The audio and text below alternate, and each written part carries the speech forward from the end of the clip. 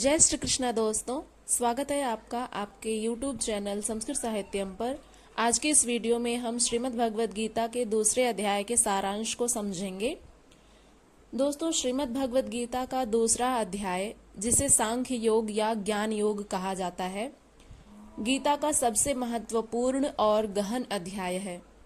इसमें भगवान श्री कृष्ण ने अर्जुन को न केवल युद्ध के लिए प्रेरित किया, बल्कि जीवन के उद्देश्य, कर्म, आत्मा की अमरता और सही मार्ग पर चलने की दिशा में भी मार्गदर्शन प्रदान किया।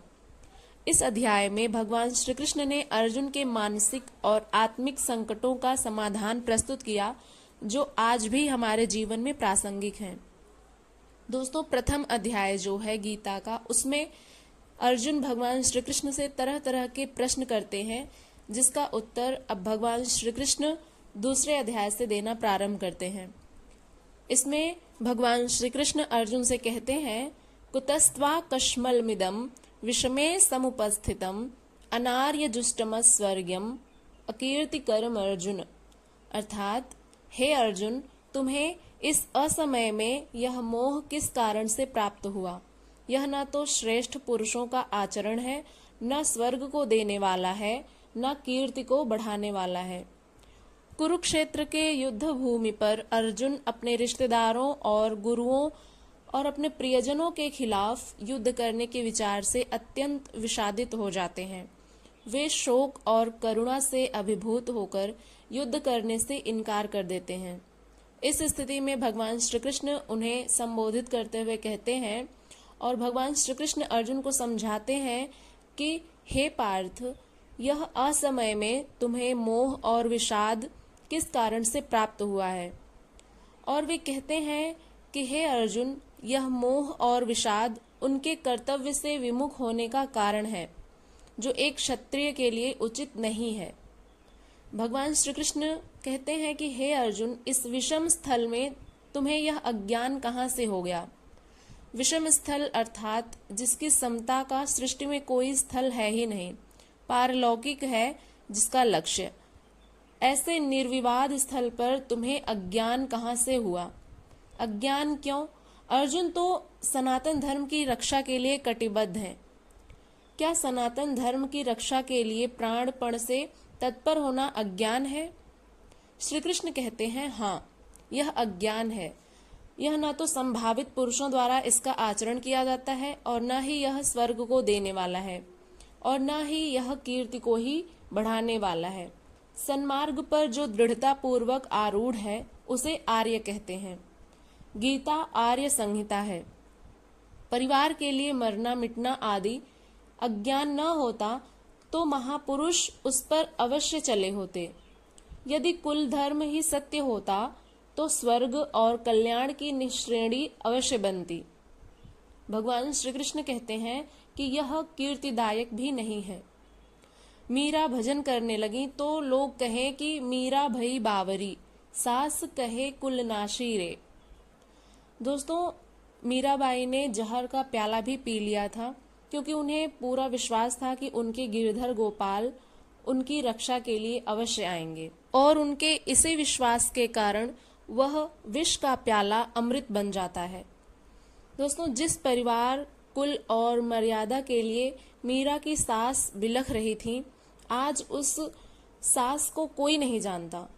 मीरा को पूरा विश्व जानता है। ठीक इसी प्रकार परिवार के लिए जो परेशान है, उनकी भी कीर्ति कब तक रहेगी? यह प्रश्न उठ सकता है कि क्या सिर्फ हमें परिवार के लिए ही जीना मरना चाहिए, या फिर सिर्फ परिवार के विषय में ही चिंता करनी चाहिए?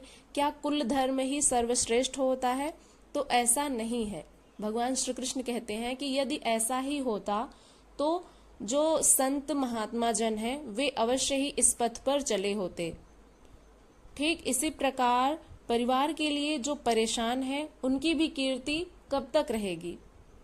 जिसमें कीर्ति नहीं, कल्याण नहीं, श्रेष्ठ पुरुषों ने भूल कर भी जिसका आचरण नहीं किया, तो यह सिद्ध है कि वह अज्ञान है, और उससे आपको कीर्ति भी नहीं मिलेगी, न ही वह स्वर्ग को देने वाला है।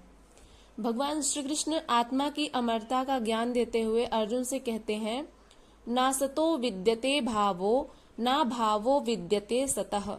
इसका अर्थ है कि आत्मा न तो जन्म लेती है और न ही मरती है, यह अविनाशी और शाश्वत है। शरीर के नष्ट होने पर आत्मा नया शरीर धारण करती है, जैसे व्यक्ति पुराने वस्त्रों को त्याग कर नए वस्त्र पहनता है। नासतो विद्यते भावो ना भावो विद्यते सतः। इस श्लोक के माध्यम से भगवान श्री कृष्ण अर्जुन को आत्मा की अमरता और शरीर के नश्वरता की व्याख्या करते हैं। भगवान श्री कृष्ण कर्म के महत्व और निष्काम भाव पर विशेष जोर देते हुए अर्जुन को बताते हैं कि कर्म करना ही जीवन का उद्देश्य है, लेकिन कर्मों के फल की चिंता किए बिना आप निष्काम भाव से यदि अपने किसी भी कार्य को करते हैं तो वह कर्म ही धर्म के अनुसार होते हैं। जो निष्काम भाव से किए गए कर्म होते हैं वे ही धर्म के अनुसार होते हैं। इस पर भगवान श्री कृष्ण कहते हैं, जो कि दूसरे अध्याय का 47वां श्लोक है और बहुत ही प्रसिद्ध श्लोक है, कर्मण्येवाधिकारस्ते मां फलेषु कदाचन मां कर्मफल हेतुर्भूर्मा ते संगोत्स्व कर्मणि। इसका अर्थ है कि तुम्हारा अधिकार केवल कर्म करने में है, उसके फलों में नहीं। इसलिए कर्म करो, लेकिन उसके परिणामों से मुक्त रहो।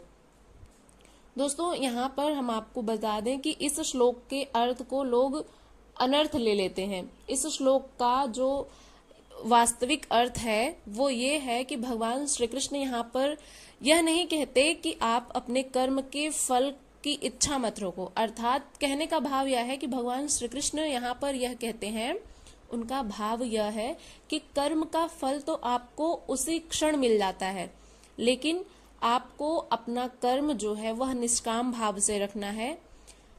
इसलिए भगवान श्री कृष्ण कहते हैं कि आप अपने कर्म को निष्काम भाव से करो, क्योंकि तुम्हारा केवल कर्म पर ही अधिकार है।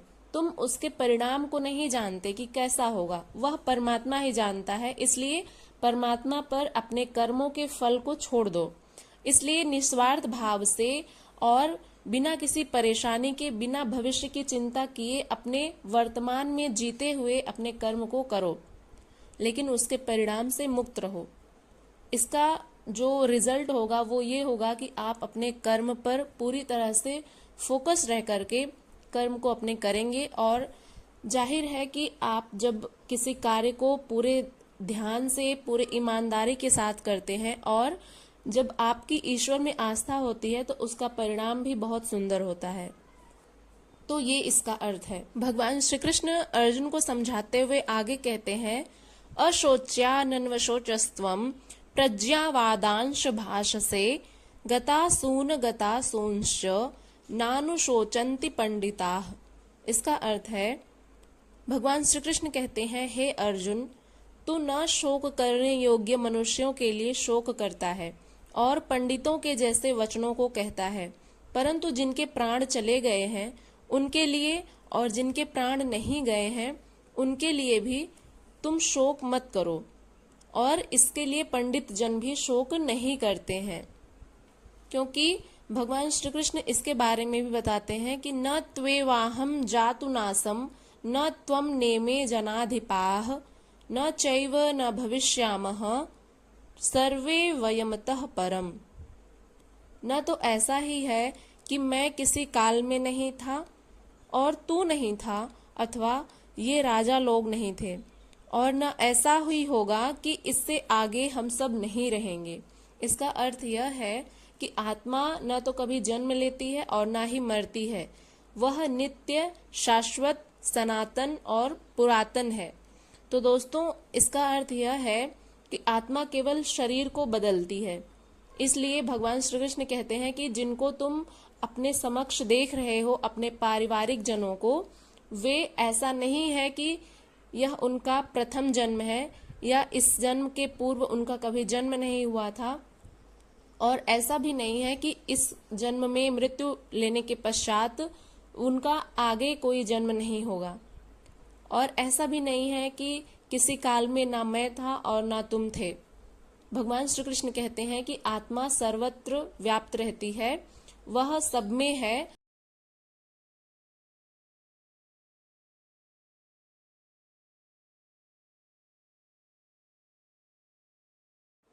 इसलिए तुम इसकी चिंता मत करो कि तुम इन्हें मार रहे हो। हे अर्जुन, ये तो पहले ही मेरे द्वारा मारे जा चुके हैं। तुम केवल एक साधन मात्र हो, इसलिए तुम अपने कर्तव्य पर ध्यान दो।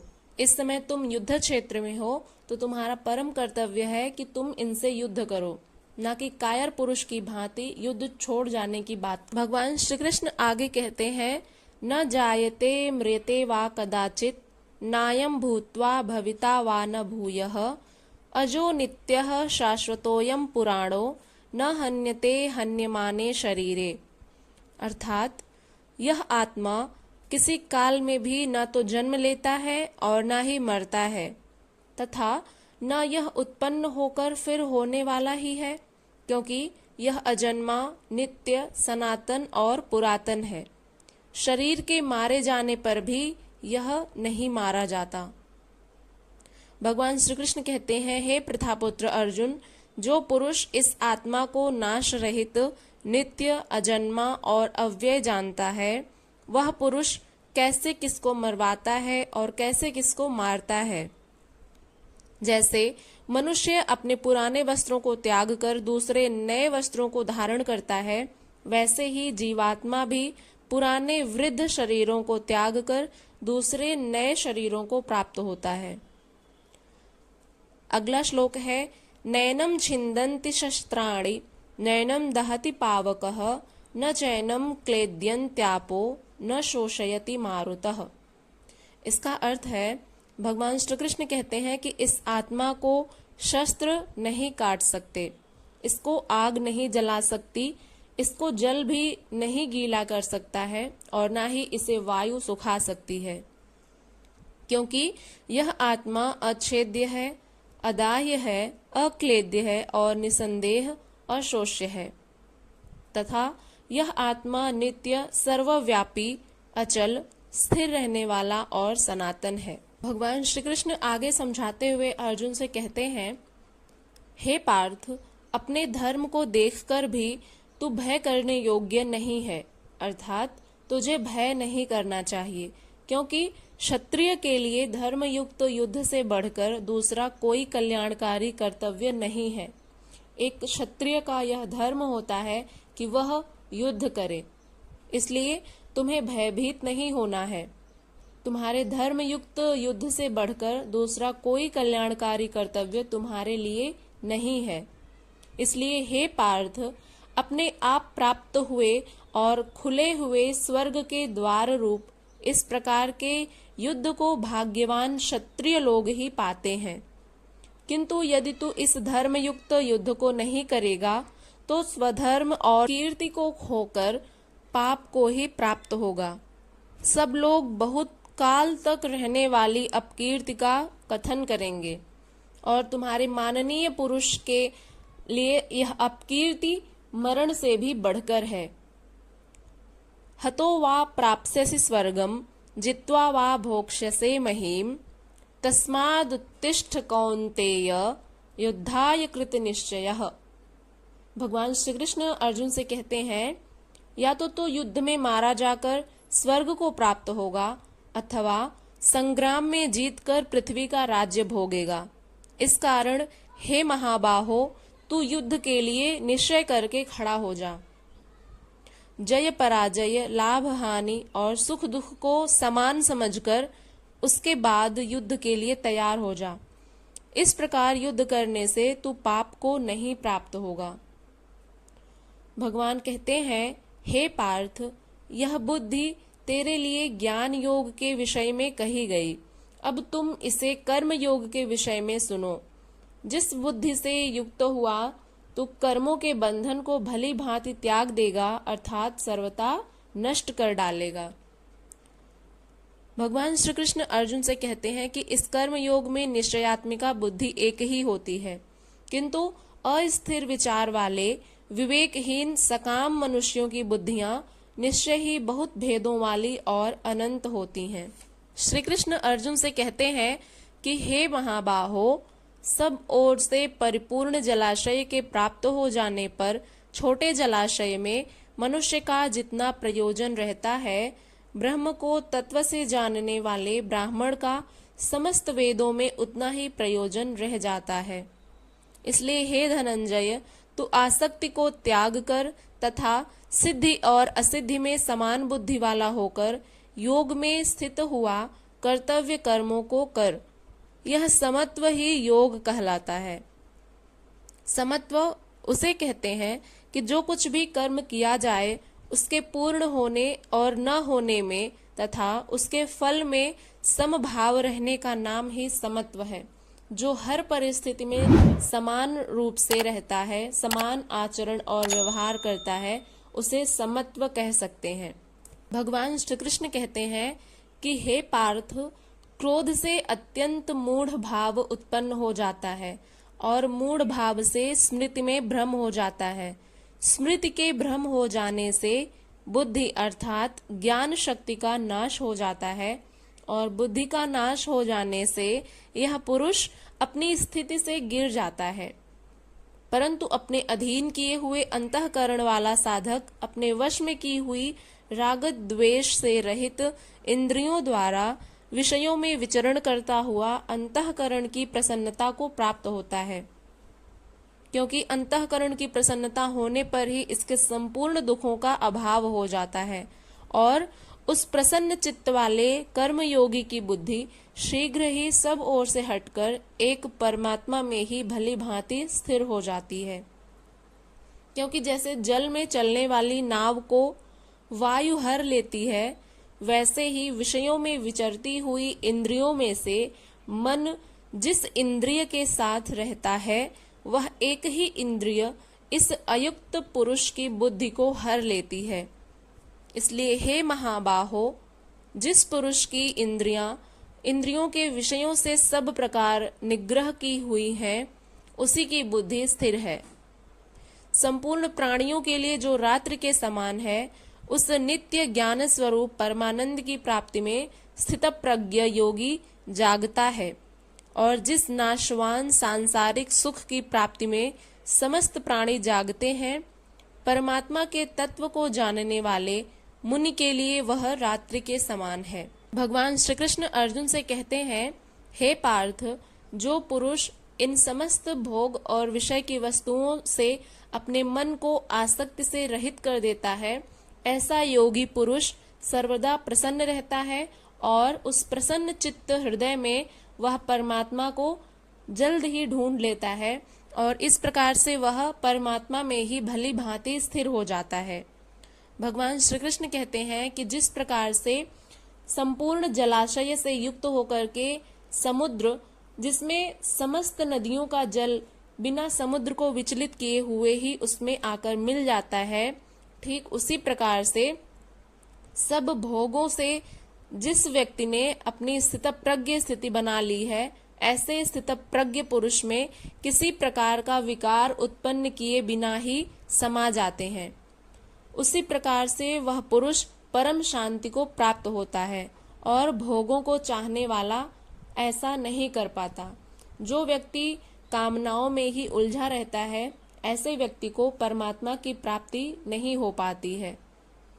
जो पुरुष संपूर्ण कामनाओं को त्याग कर ममता रहित, अहंकार रहित और इच्छाओं से रहित हुआ विचरण करता है, वही शांति को प्राप्त होता है, अर्थात वह शांति को ही प्राप्त है, ऐसा मानना चाहिए।